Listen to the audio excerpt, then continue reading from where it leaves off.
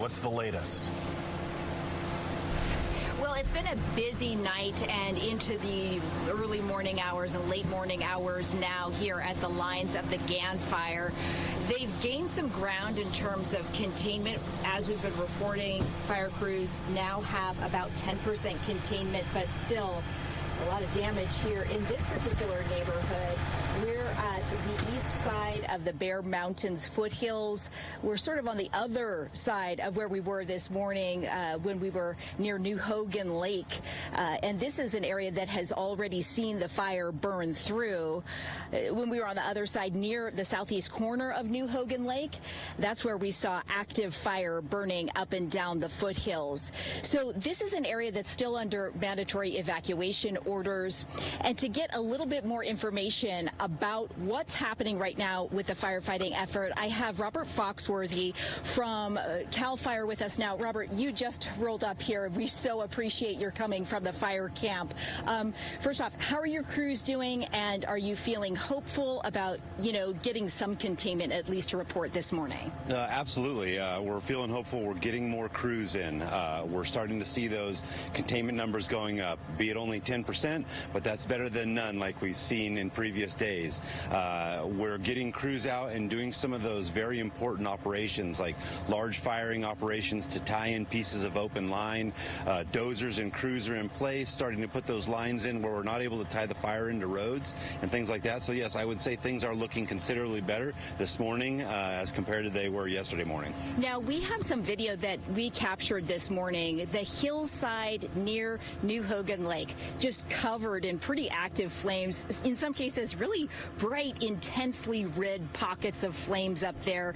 Is that part of the firing operation that you all were doing, or is that just part of this vegetation fire that's been burning since Monday afternoon? No, so the large firing operation that we're speaking of is that section up near New Hogan.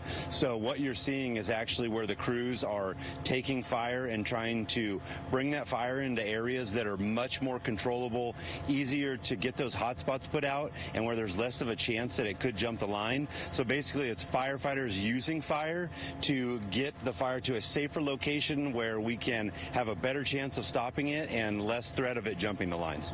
Now, I know that the goal for CAL FIRE is to not have any loss of life, obviously, no property loss. Unfortunately, we're in a neighborhood where there was some property loss.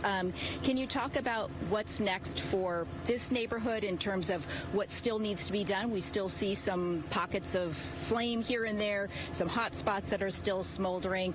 What do you all do in the coming days as you assess the damage, how many homes, structures were burned, and then also work to put out these hot spots?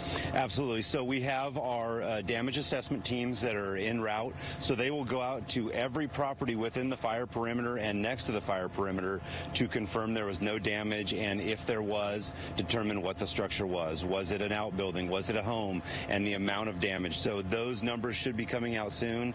And then what our crews are doing now is they're going into these areas and they're trying to put out all the hot spots and make the area as safe as possible so we can get those folks back to their properties as soon as we can.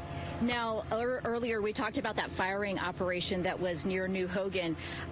This morning, my photographer Mason and I saw what appeared to be sort of like fire-nado type vortexes in the flames. Can you talk about fire behavior, be it from a firing operation or just natural wildfire, that would create a fire-nado, that vortex of, wind and debris and hot flame?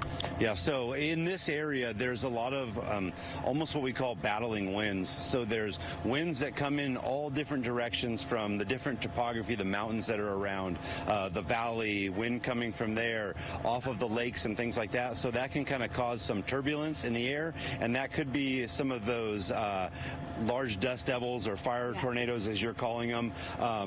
That leads to some of that fire behavior, and we saw that in those early hours of this fire. There was some pretty extreme fire behavior, large runs, large amounts of acres burned, and hopefully we're on the backside of that, and things are starting to calm down and will continue to calm down through the day.